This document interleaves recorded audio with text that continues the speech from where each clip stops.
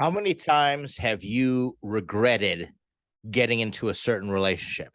Maybe it is a co-founder, a business partner, an associate, someone you're supposed to be working with, some type of business arrangement, or even a personal relationship, whether it be social or family member, maybe a romantic partner.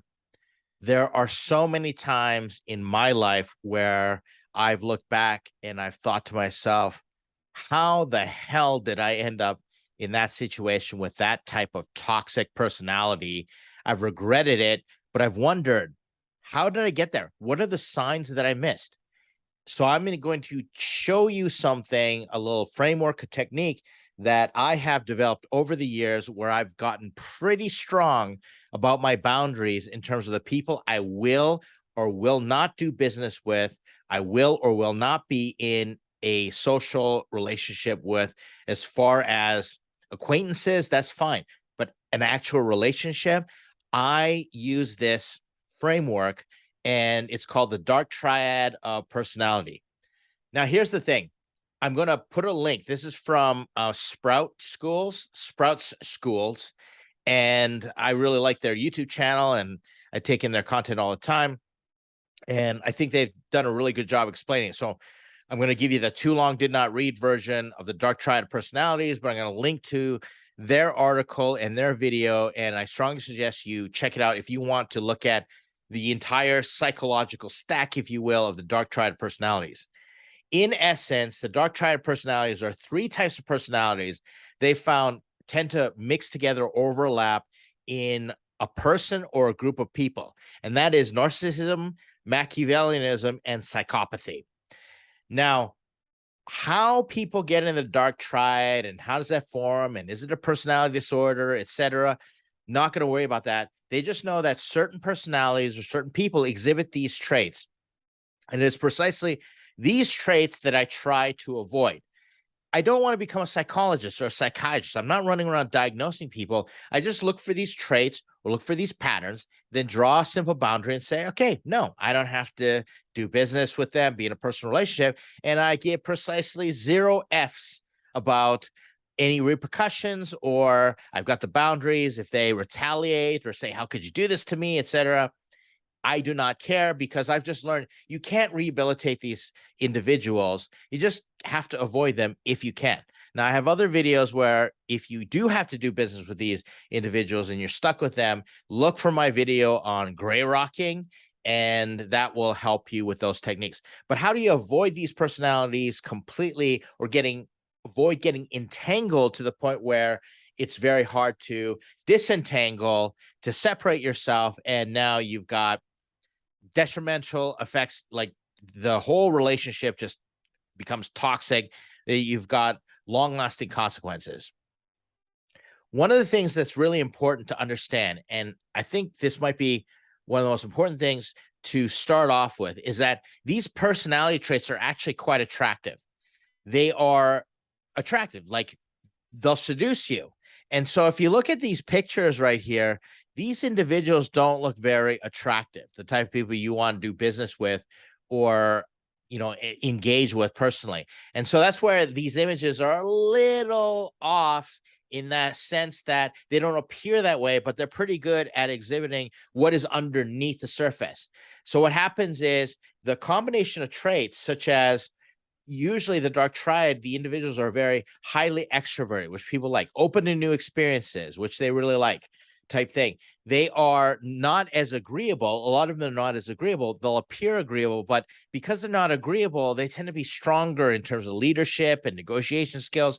So you see this a lot in business, and people gravitate towards them because I want to have a business partner like that who's got the ability to negotiate, etc. So just remember that these are all attractive people. They can be very attractive, very enticing, alluring, seductive, like that vampire that's just going to suck the emotional blood out of you. And you want to avoid that completely. So how do I actually look at these traits, and how do I get to the point where I can see them coming from a mile away? There are 3 things. You go through the entire psychological stack. You just identify there are 3 things that you can understand if you measure these things and you find out that they lack these three things, you've got the dark triad at work. And even one of them can be quite unhealthy. So in terms of narcissism, what you have is no empathy. The narcissists, because they are so self-centered and have this grandiose sense of self, and they think they need to be the center of everything, whether it's overt narcissism or covert narcissism, grandiose narcissism versus vulnerable narcissism. You can look that up. They just got this inflated view of themselves where they are supposed to be a center. They can't empathize with other people. So they cannot see what other people are going through. And when they're shaming other people or they're acting self-centered or they're being passive aggressive, they just don't see what people are going through. So if you're talking to someone and you realize that they have no clue, like you literally can ask them, can you imagine what I'm dealing with right now, what I'm going through? And they just are totally off the mark, then they have no empathy. Now, remember, people can fake empathy. It's called cognitive empathy. They can think how you might feel, but they don't feel it. So you have to understand that true empathy leads to compassionate empathy, leads to appreciation, leads to people taking action out of compassion or acknowledging because they can just appreciate what you're going through. So just because someone can articulate in a sense and guess at what you might be feeling, that's not true empathy. So you want to be careful with that. So that's narcissism. With Machiavellianism, this is no morals. We all know people like this who are willing to sacrifice their integrity, willing to cut corners, break the law, and they're just, you look at them and you realize they'll like lie. They tend to be very manipulative. They'll use power dynamics, all these things. That's no morals. And what it comes down to is, what are your values? The value system that you hold, and you want to measure other people according to those values. And people with strong set of values have strong morals, and people who don't tend to fall into Machiavellianism, which is a lot of our politics today. They just enjoy manipulating people. They enjoy that power dynamic that comes from the root of the word Machiavelli, which is the author, and he said it's better be feared than to be feared and respected than to be loved, type thing. So no morals. Now, this applies for people who are hypocritical. I've known people, Machiavellianism, people who exhibit this personality trait, who are high-standing people in religious communities, and they act all holier than thou. I can tell you all about the religious morals and this and that, but at a moment's notice, they will compromise. They will be hypocrites. They will rebel. They'll do things, and they'll do it in secret, because typically it has to do with mixed with narcissism, and they want people to find out, etc. But you want to measure people, and you want to see what decisions do they make, and what are their value systems, and do they have a moral core, a moral foundation? And if they don't, and especially with morals that you can't agree with, then you want to be running in the other direction. So that's no morals. The final thing is no remorse. Remorse is the feeling of the sense, that emotion that you feel really bad. You feel ashamed, you feel regret, you feel remorse after you've done something bad. And if they have no empathy and no morals, then they're going to go do something, and then they're not going to feel bad about it after, or they don't feel bad about it just thinking about doing something. In other words, like, you hear stories of psychopathic kids going and decapitating birds and dissecting cats alive and sacrificing them, or burning ants, and not thinking about it. No remorse before, during, and after. That's psychopathy. And it's like, I remember the Batman movie with the Joker, the Heath Ledger one.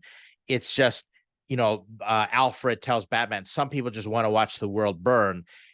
It doesn't have to be that extreme, but it's these people who have no remorse after they've done something that is completely wrong. Like, it's no morality, but after you've done something and you've hurt someone, you have no remorse whatsoever. So those are the three ways that, the three no's that you're looking for. If they have no empathy, no morals, and no remorse, then you definitely are dealing with an issue here. You want to run in the other direction. The question is, what's the test? What is the test? And here's one thing that I found out is, can they say sorry? And while they're saying sorry, not soppy or sorpy, sorry, do they actually feel bad about it? So can they say sorry and apologize while they have with sympathy, but do they actually feel bad? Do you get a sense that they feel bad?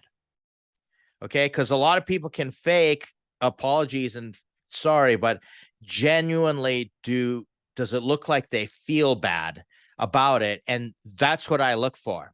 And I'll bring up something that, might be unpopular opinion, or you might have been following the story, but the whole Will Smith slapping Chris Rock sort of thing, you look at the way that Will Smith justified himself in his acceptance speech, and then you look at his apology, he's saying sorry, but there just doesn't seem to be a sense of, I feel bad, about it. He just went through the motions and he did cognitive empathy. He started to articulate how other people might have felt, but just it was, everything was contrived and set up. So I'm not here to psychologically diagnose Will Smith or anything like that, but I'm looking at that type of behavior. I'm looking at someone who, from a morality perspective, believes that they can go up and slap another man on television at that night, and then they go about what they're doing, etc. I'm not going to be in a relationship with that type of individual. I would not do business with Will Smith.